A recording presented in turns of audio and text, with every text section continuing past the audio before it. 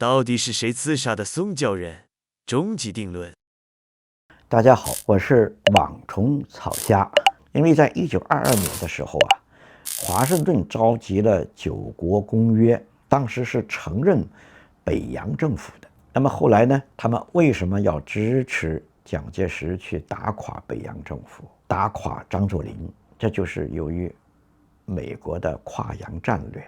跟他争霸的最大的力量是日本他不是这个老蒋，是吧？那么这样就有一个很大的问题，就是中华第一民国和第二民国它之间为什么会发生这样的变化呢？我们知道中华第一民国是大清国下放了汉区治权给汉奸官僚袁世凯等等，所以呢，他们使用的这个五色旗是从1874年就开始的。大家知道有一个北洋政府北洋军，是不是？但是大家不知道的是，最早是先有南洋军、南洋水师，因为南洋五口通商条约在1842年签订的，形成了南洋军之后呢，那么它最初这个大清水师具有伟大的历史作用，因为它是支那除了蒙古马刀和江南小舢板之外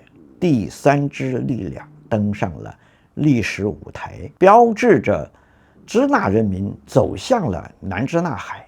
现在还有一个叫南华早报嘛，这个南华、南支那、南洋它是一回事。那个时候根本就没有一个同盟会，当时反清的人他们的组织叫南洋同志会，后来被发明成了这个同盟会。那个时候呢，是由江苏人成立了中华民国，那么使用的就是根据这个南洋水师的五色旗演变而来的这么个旗子。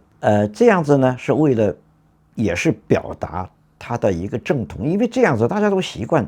就是从1874年创办南洋水师的这个人呢，是当时的两江总督兼南洋通商大臣，叫沈葆桢，是林则徐的传人。所以五色旗呢，就代表了全清国的满汉君臣他们走向现代化的努力的一个可歌可泣的过程。但是他一举旗以后呢，他们选了这个孙中山来当总统，因为据说老孙他能拿到美国的这个贷款来发军饷。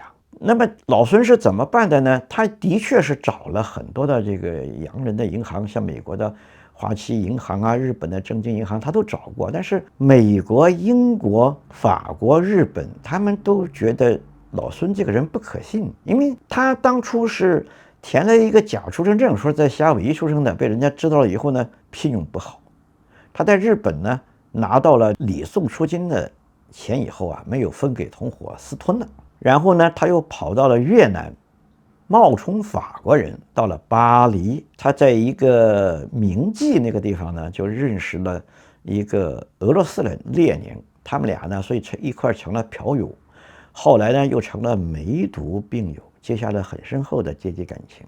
在之前呢，他去了英国进了大清国驻英大使馆里面，跟一帮广东老乡在那里赌钱抽鸦片。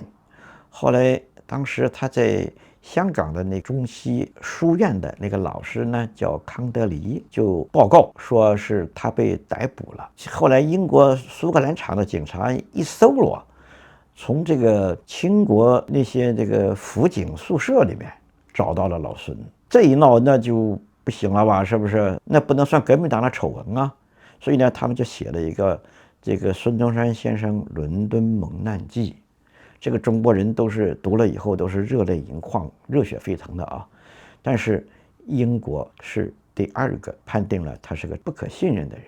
这样的以后怎么办呢？所以呢，这个孙中山先生就在1911年的7月，在美国的三藩市就印发了中华民国喜币，印着中华革命党的这个青天白日旗。这个旗子呢，是本来孙中山在香港卖药的膏药旗，因为当时他在澳门的这个镜湖医院实习医生的时候，一看卖药来钱，所以呢，他就借了价值2000大洋的药品，在广州呢开了一个叫中医药局，他就仿照日本的那个旗子啊，写了一个这个白日青天的高药旗，中间呢写了镜湖俩字儿，这个是澳门最有名的医院，然后在4个角上呢4个字儿就是中西药局。但是老孙先天喜欢革命，喜欢串联啊，结果呢，这个药呢后来就被他这个留下来看店的人啊，自己用药，自己卖药，自己送药。等到老孙回到广州的时候呢，他药局没有钱还本付息给澳门的这个药商，那就被告了官府了。那官府呢，赶紧来派人查抄。然后呢，老孙就请了三合会的朋友们，举着这个高耀旗去上访维权的，结果呢，被这个镇压，被打死了。他的铁杆哥们叫陆浩东，这个就是后来历史上说的1895广州第一次起义，他是这么来的。后来呢，到了1905年以后，才有以后的第2次、第 N 次起义。那中间为什么没有起义呢？我们都知道历史啊，一个最精彩的办法就是注水。比如说共产党，他在1928年到1945年这么些年里面，他都没有开党代会，是为什么呢？就是前面的6大都是共产国际的工作会议，大家都忘了这茬了。他中间是有条件的，他在江西举办了中华苏维埃全国代表大会，是不是？同时开一个中国共产党的代表大会是很方便的事吗？为什么没有呢？大家都忘了那茬了啊，根本就没有。所以后来到了1945年啊，才正式成立了中国共产党，才想起这茬来。那么回到还是国民党这个话题，当时老孙呢，在1911年啊，到了上海以后，他发行的这个币币还不够塞牙缝的。那南洋军从各省来，一个个饿得前胸贴后背的等他发军饷了，怎么办？没有，结果怎么办呢？这个宋教仁就想了一个办法，说我们南北一统吧，拥护老袁，发军饷给咱们省得打仗了，就是不是多好？当时全中国最有钱的不是上海、广州、深圳，而是天津，还有呢这个营口，这个2个口岸是最有钱的。所以老袁呢，他是一直被英国人啊和德国人啊还有日本人相信的，愿意贷款给他。但是这般一来就面临了一个严肃的问题，就是孙中山已经发行的这个中华民国喜币，那他就要报废了。我们都知道股票都要完蛋了，那怎么办呢？唯一的办法就是你要增发，你发动2次革命，增发这个喜币，就像美国它增发国债一样的，不停的滚动啊。因为这样呢，你的金主他们还看到你还在折腾，还在经营，没有被清盘，所以这样呢，就发生了宋教仁刺杀案。我们都知道很多的这个刺杀案啊，它都有一个规律性的，就是他事先呢要找一个明面上的，将来大家都一致公认的一个杀手。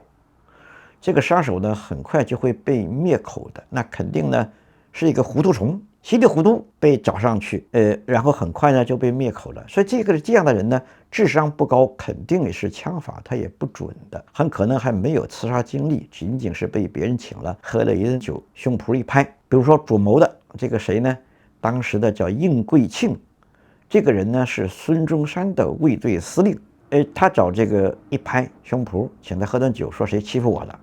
那请他喝酒的这个杀手叫武世英，当时是一个流浪汉，说老大没事，我把你搞定了。他是个山西人。然后呢，但是一个局啊，同时他还得安排一个真正的杀手，一个致命的杀手。他在这个案子被侦破以后是别人找不到的。这个人的枪法呢稳准狠，而且绝对忠于组织。当时最合适的人选呢就是蒋介石，因为他有过前面2次刺杀的经验。第一次呢是在1911年刺杀了江浙联军参谋长陶俊宝，这个人是辛亥军魂赵伯仙的旧部，从此呢江苏人的军政大权就没有了。第2个呢刺杀的是陶成章，在上海的广慈医院里面。有了这个2次经历以后呢，老蒋当时就被陈其美呢安排到了日本，然后悄悄的又遣回来了。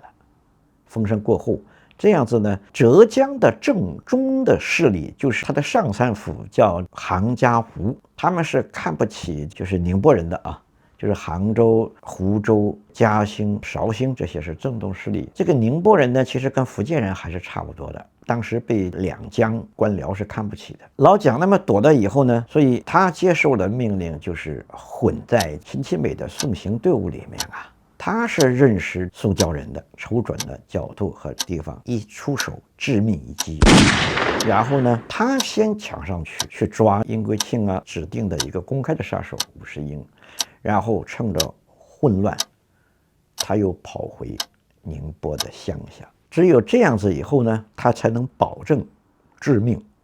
然后呢，受袁世凯的委托来调查这个案子的人呢，是当时的江苏民政长，相当于现在的省长，叫应德宏，是殷桂庆的兄弟或者是侄子这么一个辈分啊。所以他呢，你现在看他怎么做呢？他当然是尊重这个殷桂庆的初衷，是不是？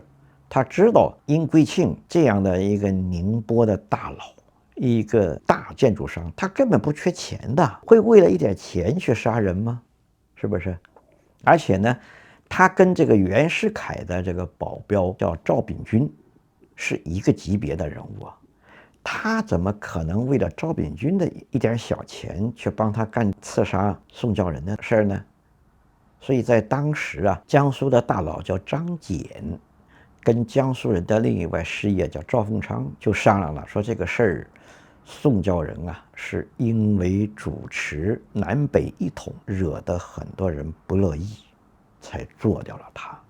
这么一个局呢，我再给大家勾一下。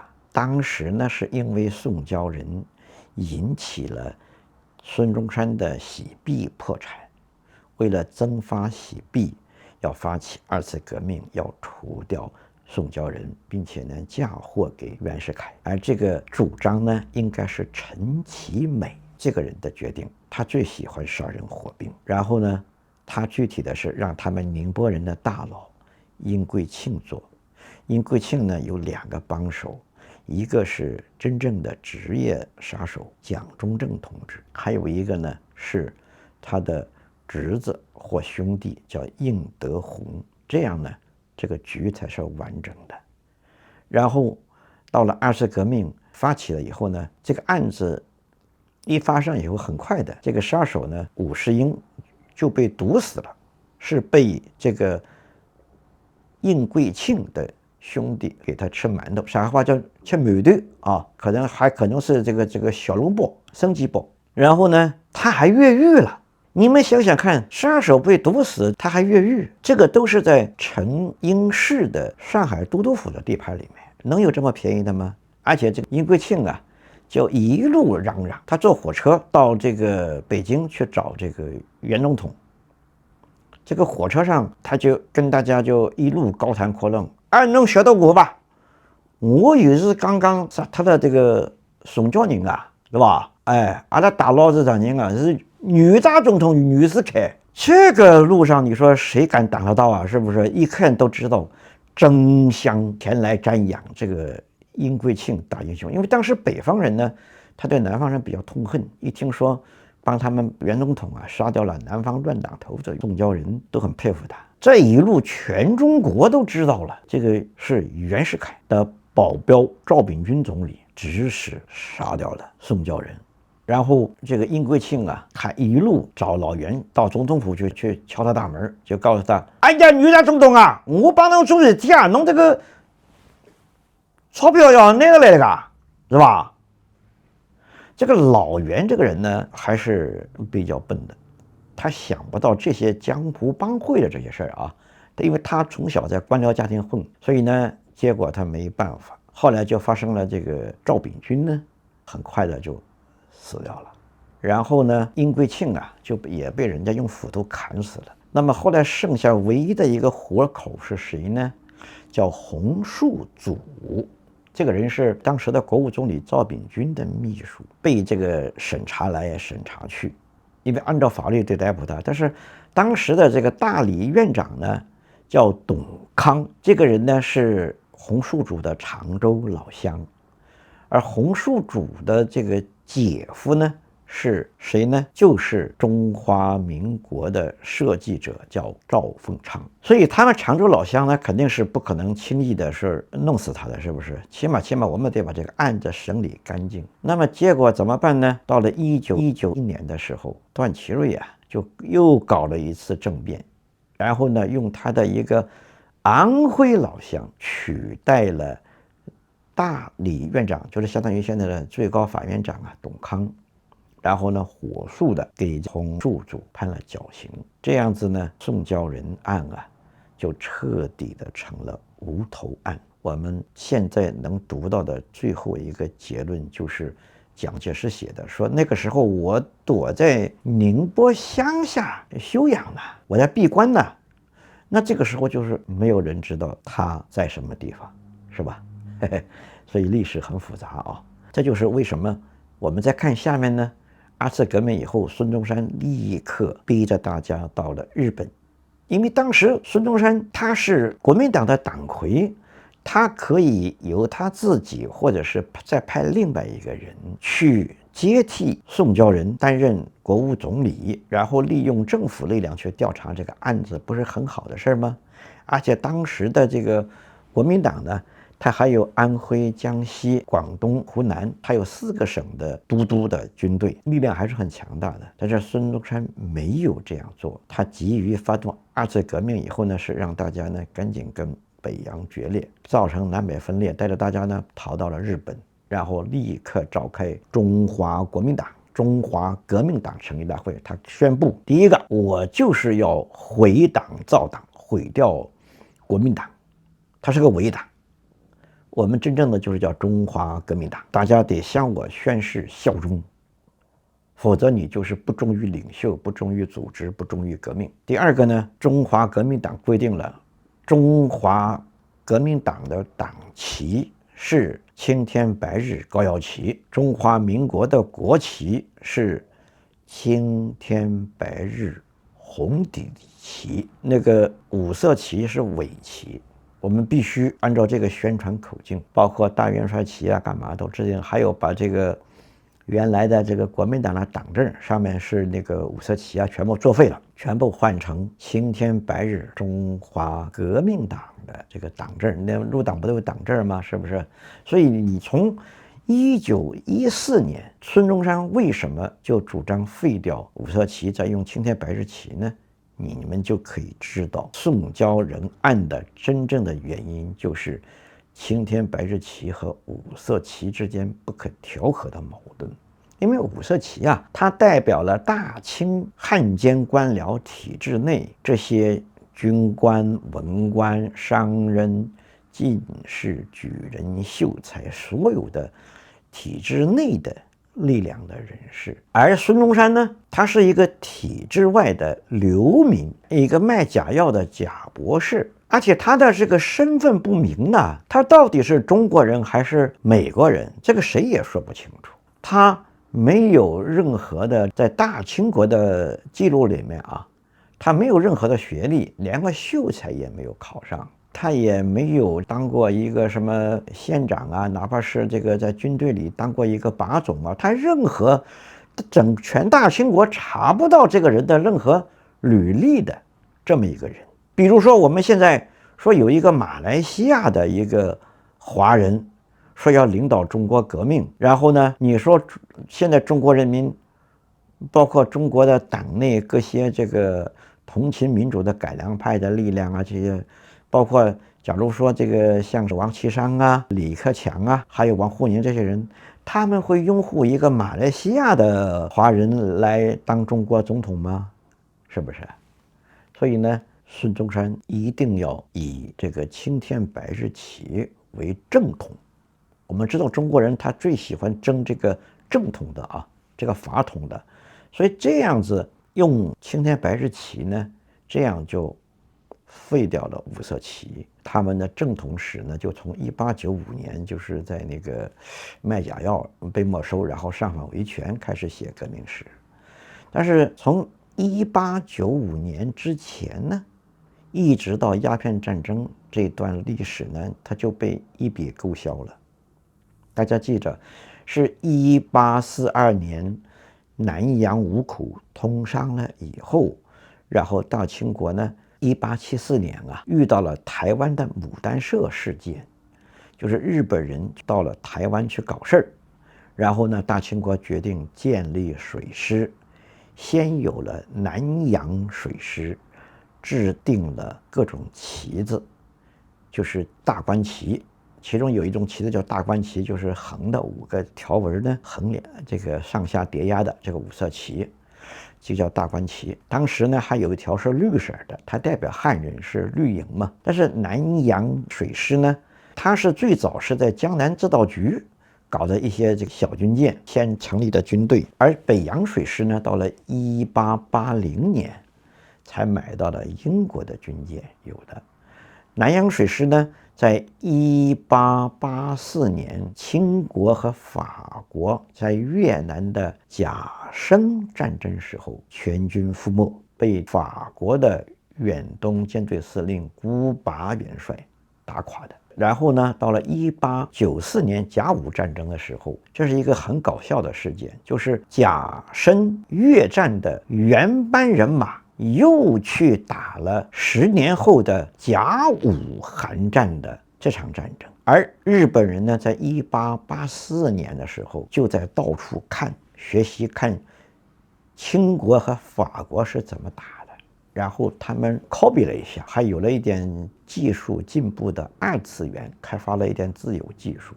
他们呢，针对当时的北洋水师从英国买到了最先进的镇远和定远2艘巡洋舰，他们早就开发了一套新技术，也就是以快打大。